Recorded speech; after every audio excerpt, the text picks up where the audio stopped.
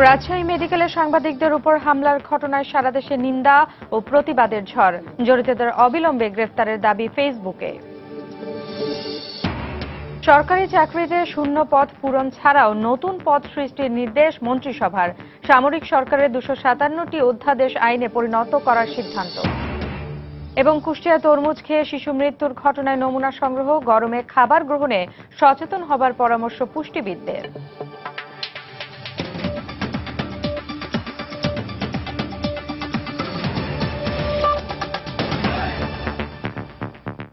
সময় সংবাদে আপনাদের সঙ্গে আছি আমি ফারহানা ন্যান্সি।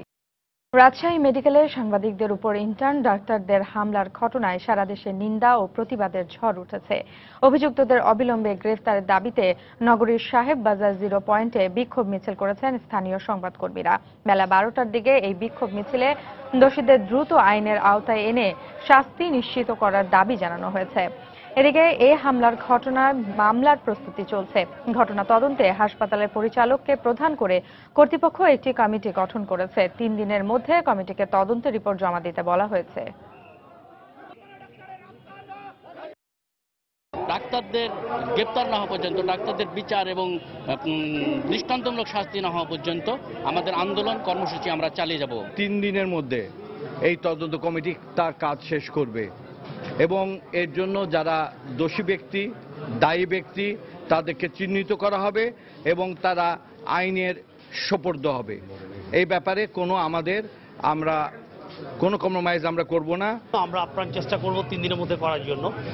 তবে যদি সময় লেগে যায় সেটা আমাদের অনিচ্ছাকৃত হবে, বাট আমরা চেষ্টা করব যে এটা 3 দিনের মধ্যে কারণটা উদ্ঘাটন করে এবং কারা কারা এর মধ্যে ইনভলভ আছে, কি পরিস্থিতিতে ঘটনাটা সম্পন্ন হয়েছে সেটা আমরা জানাতে পারবো আশা করছি। আমরা কমিটি রিপোর্টের জন্য অপেক্ষা করছি।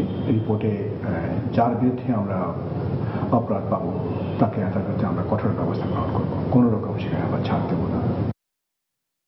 এর আগে গত রাতে রোগীর স্বজনদের মারধর করা ছবি তুলতে গেলে রাজশাহী মেডিকেল কলেজ হাসপাতালের ইন্টার্ন ডাক্তাররা সাংবাদিকদের উপর লাঠি সোঁটা, রড ও চিকিৎসার ধারালো যন্ত্রপাতি নিয়ে হামলা চালায়। এতে আহত হন 10 জন সাংবাদিক। গুরুতর আহত একজনকে উন্নত চিকিৎসার জন্য ঢাকায় আনা হয়েছে। এ সময় 3টি বেসরকারি চ্যানেলের ক্যামেরাও গুঁড়িয়ে দেওয়া হয়। রাজশাহী থেকে পাঠানো তথ্য ও ছবি নিয়ে ডেস্ক রিপোর্ট। রাত 11টার দিকে রাজশাহী মেডিকেল কলেজ হাসপাতালের 13 নম্বর ওয়ার্ডের এক রোগীর স্বজনকে মারধর করে ইন্টার্ন চিকিৎসকরা। এমন তথ্যের ভিত্তিতে সাংবাদিকরা হাসপাতালে ছবি তুলতে যান। সেখানে যাওয়া মাত্রই পরিকল্পিতভাবে সাংবাদিকদের উপর রড ও লাঠি নিয়ে হামলা চালায় ইন্টার্ন চিকিৎসকরা। এতে আহত হন 10 জন সাংবাদিক। ভেঙে ফেলা হয় সাংবাদিকদের ক্যামেরাও। এ সময় পুলিশ থাকলেও তারা অজ্ঞাত কারণে নীরব দর্শকের ভূমিকা নেয়। তোরা আমাদের খারাপ রিপোর্ট দিস, তোরা আমাদের এটা করিস। আমি বললাম যে ভাই আমরা কোথায় দিয়েছি। সবচেয়ে বেশি আগ্রাসী হয়েছে মেয়েরা। এক একটা মেয়ে পুলিশের ঘাড়ের উপর দিয়ে এসে কি পরিমাণে যে হামলা চালিয়েছে এটা না দেখলে বিশ্বাস করা যাবে না। ওখানে কেউ ছিল না। আমি 13 নম্বর ওয়ার্ডের ভিতর পর্যন্ত গেছি। ভিতরে যে কর্মচারীরা রয়েছে তারা পর্যন্ত সাংবাদিকদের উপরে তারা হামলা করার চেষ্টা করেছে। ঘটনার পরপরই ক্ষুব্ধ সাংবাদিকরা বোয়ালিয়া থানার ভারপ্রাপ্ত কর্মকর্তাকে অপসারণের দাবিতে হাসপাতালের সামনে বিক্ষোভ শুরু করেন। এ সময় রাজশাহী সদর আসনের সংসদ সদস্য এসে ঘটনার নিন্দা জানান। ফটো সাংবাদিকদের উপরে, ইলেকট্রনিক মিডিয়ার উপরে যেটা হামলা চালানো হয়েছে এটার আমরা তীব্র নিন্দা জানাচ্ছি এবং আমরা দোষী ব্যক্তিদের দৃষ্টান্তমূলক শাস্তি চাই। এ ব্যাপারে সাংবাদিকদের দাবির সাথে আমরা সংহতি প্রকাশ করছি। এ ঘটনায় গুরুতর আহত যমুনা টেলিভিশনের ভিডিও জার্নালিস্ট রাসেলকে চিকিৎসার জন্য রাতেই ঢাকায় আনা হয়। অ্যাপোলো হাসপাতালে নিউরো আইসিইউতে চিকিৎসাধীন রাসেলের অবস্থা এখনও আশঙ্কামুক্ত নয় বলে জানিয়েছেন চিকিৎসকরা। অন্যদিকে পুলিশ কমিশনারের নির্দেশে বাধ্যতামূলক ছুটিতে পাঠানো হয় বোয়ালিয়া থানার ভারপ্রাপ্ত কর্মকর্তাকে। সময় সংবাদ, রাজশাহী। এদিকে সাংবাদিকদের উপর হামলার প্রতিবাদে মানববন্ধন করেছে ব্রাহ্মণবাড়িয়ার সাংবাদিকরা। দুপুরে স্থানীয় প্রেস ক্লাবের সামনে এই মানববন্ধনে জেলার প্রিন্ট ও ইলেকট্রনিক মিডিয়া সাংবাদিকরা যোগ দেন। এ সময় সাংবাদিক নেতারা ঘটনার তীব্র নিন্দা জানিয়ে দোষীদের গ্রেফতার করে দৃষ্টান্তমূলক শাস্তির দাবি জানান।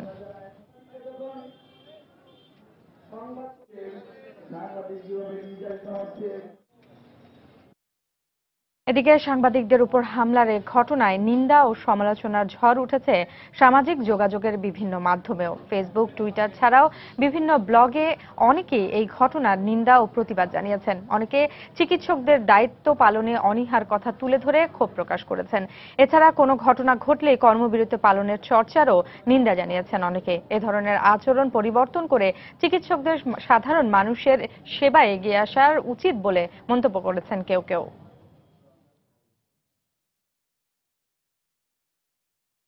এবার অন্যান্য প্রসঙ্গ। কুষ্টিয়ায় তরমুজ খেয়ে শিশু মৃত্যুর ঘটনায় নমুনা সংগ্রহ করে পরীক্ষার জন্য ল্যাবরেটরিতে পাঠানো হয়েছে। এদিকে 34 জনের মধ্যে অসুস্থ 19 শিশুর অবস্থা আশঙ্কামুক্ত বলে জানিয়েছেন কুষ্টিয়া জেনারেল হাসপাতালের ডাক্তার। 8 সদস্যের মেডিকেল বোর্ডের সদস্যরা সকালে অসুস্থদের কাছ থেকে নমুনা সংগ্রহ করে পরীক্ষার জন্য ল্যাবরেটরিতে পাঠায়। গতরাতে মৃত 2 শিশুর ময়নাতদন্ত শেষে আলামত সংগ্রহ করা হয়েছে। এছাড়া মৃত শিশুর পরিবারের কাছ থেকে বিভিন্ন তথ্য সংগ্রহের মাধ্যমেও তদন্ত কাজে এগিয়ে নিয়ে যাওয়া হচ্ছে বলে জানিয়েছেন মেডিকেল বোর্ডের প্রধান ডক্টর সালেক মাসুদ। এদিকে নিহত শিশুর পরিবারে চলছে শোকের মাতম। সন্তানের মৃত্যুর জন্য যারা দায়ী তাদের যথাযথ শাস্তির দাবি জানিয়েছেন মৃত শিশুর মা। অন্যদিকে গতকাল আটক হওয়া তরমুজ ব্যবসায়ীকে 54 ধারায় গ্রেফতার দেখিয়ে জেল হাজতে পাঠানো হয়েছে। যারা একটু খারাপ ছিল তাদেরও শারীরিক অবস্থা এখন অনেক উন্নত। সবারই পানির শূন্যতা কারেকশন হয়েছে, প্রস্রাবের যে স্বল্পতা ছিল সেটাও এখন ঠিক হয়ে গেছে। আমরা আশা করছি যে এখন এই মুহূর্তে যে পেশেন্টগুলি আছে তাদেরকে নিয়ে আমাদের আর দুশ্চিন্তার কোনো কারণ নেই। আমাদের সন্দেহ যে তরমুজ থেকে কিছু একটা হয়েছে, সেটা কন্টামিনেশনই হোক অথবা কোনো কেমিক্যাল দিয়েছে কিনা, এটাও একটা প্রশ্ন আছে। এদিকে পুষ্টিবিদরা জানিয়েছেন সচেতন না হলে এই গরমে খাদ্যই হতে পারে স্বাস্থ্যহানির কারণ, এমনকি ঘটতে পারে অনাকাঙ্ক্ষিত মৃত্যুর ঘটনাও।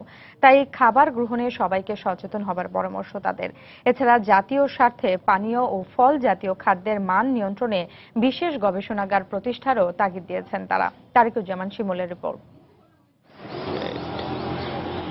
মাথার ওপর গনগনে সূর্য, শুকিয়ে কাঠ হচ্ছে গলা, তাই চাহিদা বেড়েছে মৌসুমী ফল ও পানীয়র। সতেজ হবার পাশাপাশি পুষ্টিগুণের কথা মাথায় রেখে সব বয়স ও পেশার মানুষ চোখ বুজে গ্রহণ করছেন এসব উপাদেয়। কিন্তু ফলের রস ও শরবতের নামে রাস্তাঘাটে যা বিক্রি হচ্ছে সেটি নিয়ে প্রশ্ন নেই অধিকাংশেরই মনে। কেউ কেউ সচেতন হলেও প্রচন্ড গরমে আমলে নিচ্ছেন না। স্বাস্থ্যকর না হলেও কিন্তু এই গরমের ভিতর তো খেয়ে ভালো লাগবে, উপায় নাই, বাধ্য হয়ে খাইতে হয় আর কি। চাহিদা পানির গরমে সে চাহিদা থেকে খায়, তবে সেটা ভাবি না। আমরা ট্রাস্ট করি যারা আমাদের এখানে বিক্রেতা আছে, আমরা মনে করি যে আমাদের এখানে কেউ খারাপ কিছু বিক্রি করবে না। মাছ নষ্ট হয়ে ফেলা যেতেছি, তো এটা ভালোটা জায়গা রাখছি তো কাজ। সচেতন না হলে হতে পারে ভয়াবহ পরিণতি, ঘটতে পারে স্বাস্থ্যহানি, মৃত্যু, এমনটাই জানালেন এই পুষ্টিবিদ। এক ধরনের অসাধু ব্যবসায়ী ইমম্যাচিউর ফলটাকে আপনার লাল করার জন্য, তরমুজের ভেতরটা লাল হয়ে পাকলে লাল করার জন্য রং ইনজেক্ট করে থাকেন এবং মিষ্টি হওয়ার জন্য চিনির পানি ইনজেক্ট করে থাকেন। উপকারের বদলে মানুষের কিন্তু অপকারী বেশি হবে। আমাদেরকে এমন একটি ল্যাবরেটরি স্থাপন করা উচিত, সেটা জাতীয় পর্যায়ে হোক, বিশ্ববিদ্যালয় পর্যায়ে হোক, যেখানে সব ধরনের যন্ত্রপাতি থাকবে। কমার্শিয়ালি এই যে জিনিসগুলো, খাবারগুলি বিক্রি করে, যেগুলো কেমিক্যালি কন্টামিনেট, ব্যাকটেরিয়া দ্বারা কন্টামিনেট, সেগুলো যেন আইডেন্টিফাই করা যায়। এই গরমে গর্ভবতী মা ও শিশুদের ক্ষেত্রে খাবার দাবার গ্রহণে অধিক সতর্ক হবারও পরামর্শ দিয়েছেন তিনি। তারিকুজ্জামান শিমুল, সময় সংবাদ, ঢাকা। সময় সংবাদে আরো যা থাকছে। নাটোরে পুলিশের উপর জামাত শিবিরের হামলা, সংঘর্ষে 5 কনস্টেবল সহ আহত 24 জনকে আটক।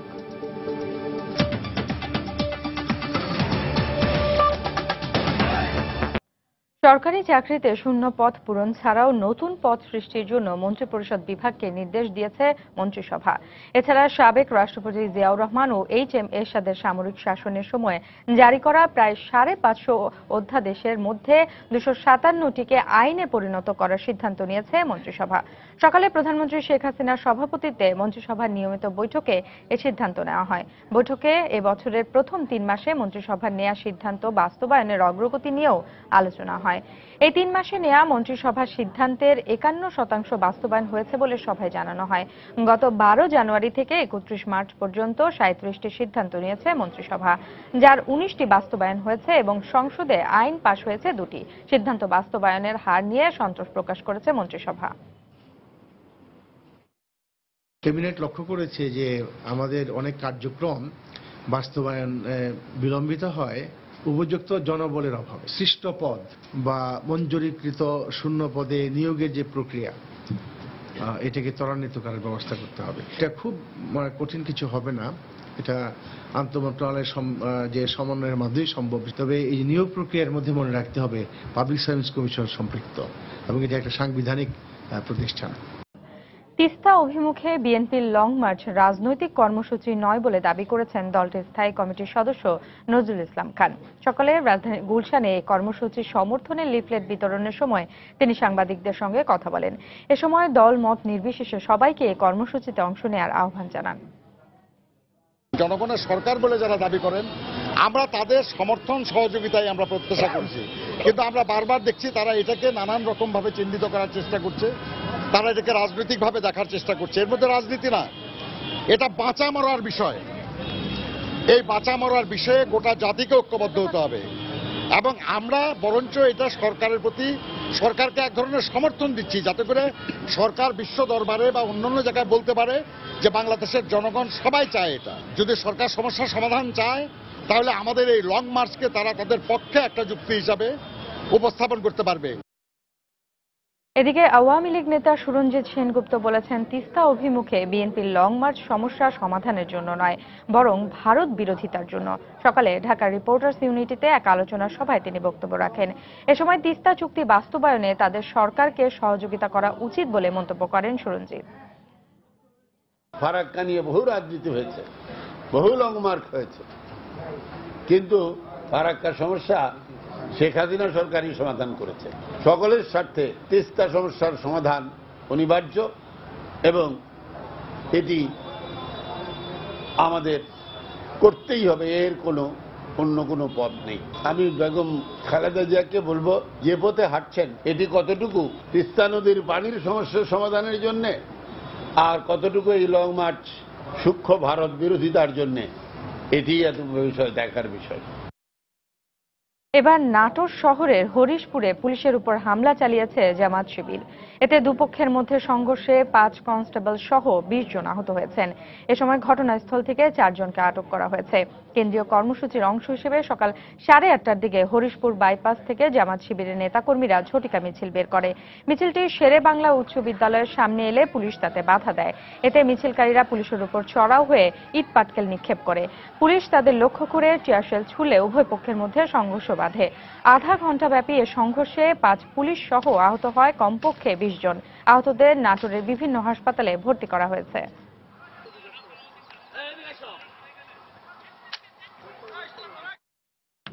ময়মনসিংহের ত্রিশালে জঙ্গি ছিনতাইয়ের ঘটনায় গ্রেফতার 4 জনের 10 দিন করে রিমান্ড মঞ্জুর করেছেন আদালত। সকালে ত্রিশাল থানায় দায়ের করা 2টি মামলায় তাদের ময়মনসিংহ আদালতে হাজির করা হয়। এ সময় আসামিদের 10 দিন করে রিমান্ডের আবেদন করে পুলিশ।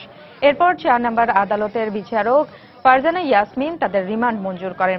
গত 23 ফেব্রুয়ারি ময়মনসিংহের ত্রিশালে প্রিজন ভ্যানে হামলা চালিয়ে মৃত্যুদণ্ডপ্রাপ্ত 3 জেএমবি জঙ্গিকে ছিনতাই করে দুর্বৃত্তরা। জড়িত থাকার অভিযোগে ভালুকা থেকে সৈয়দ জিয়াউল ইসলাম, মোহাম্মদ আজমির, গোলাম সারোয়ার ও আলামিন নামে 4 জনকে গ্রেফতার করে পুলিশ। দেশের বাইরের খবর। ভারতীয় জনতা পার্টি বিজেপির নেতা নরেন্দ্র মোদীর বিরুদ্ধে দলটির জ্যেষ্ঠ নেতাদের তাড়ানোর অভিযোগ তুলেছেন কংগ্রেসের সহসভাপতি রাহুল গান্ধী। এদিকে নরেন্দ্র মোদীর সমালোচকদের পাকিস্তানে যাওয়ার কথা বলে সমালোচনার ঝড় তুলেছেন বিজেপি নেতা গিরিরাজ সিং। সোমবার কংগ্রেসের প্রধানমন্ত্রী পদপ্রার্থী রাহুল গান্ধী বলেন, মোদী ব্যবসায়ীদের চৌকিদার। তিনি অটল বিহারী, যশবন্ত সিং ও এলকে আদবানির মতো দলের জ্যেষ্ঠ নেতাদের পদচ্ছাড়া করেছেন। আর গুজরাটের উন্নয়ন মোদীর কারণে নয়, সেখানকার শ্রমিক এবং কৃষকদের কঠোর পরিশ্রমে হয়েছে বলে দাবি রাহুলের। নরেন্দ্র মোদীকে যারা পছন্দ করেন না তাদের ভারত ছেড়ে পাকিস্তানে যাওয়ার কথা বলে সমালোচনার মুখে পড়েছেন বিজেপি নেতা গিরিরাজ সিং। এনডিটিভি জানায়, এই নেতার বিরুদ্ধে বিহারের একটি থানায় অভিযোগও দায়ের হয়েছে।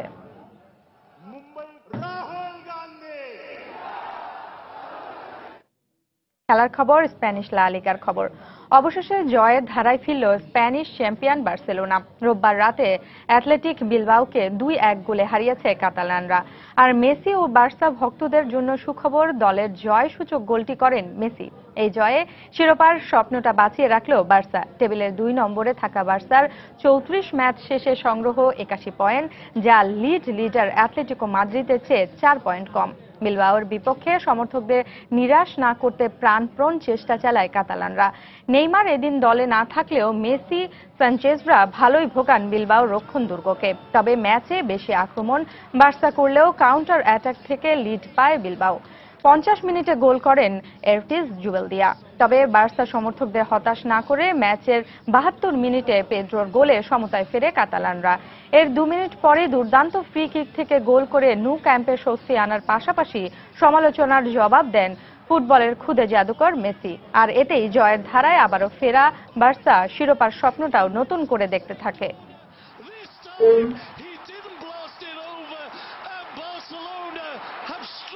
এই পর্যায়ে শীর্ষ সংবাদ জানিয়ে দিচ্ছে আরও একবার। রাজশাহী মেডিকেলের সাংবাদিকদের উপর হামলার ঘটনায় সারা দেশে নিন্দা ও প্রতিবাদের ঝড়। জড়িতদের অবিলম্বে গ্রেফতারের দাবি ফেসবুকেও। সরকারি চাকরিতে শূন্য পদ পূরণ ছাড়াও নতুন পদ সৃষ্টির নির্দেশ মন্ত্রিসভার। সামরিক সরকারের 257টি অধ্যাদেশ আইনে পরিণত করার সিদ্ধান্ত।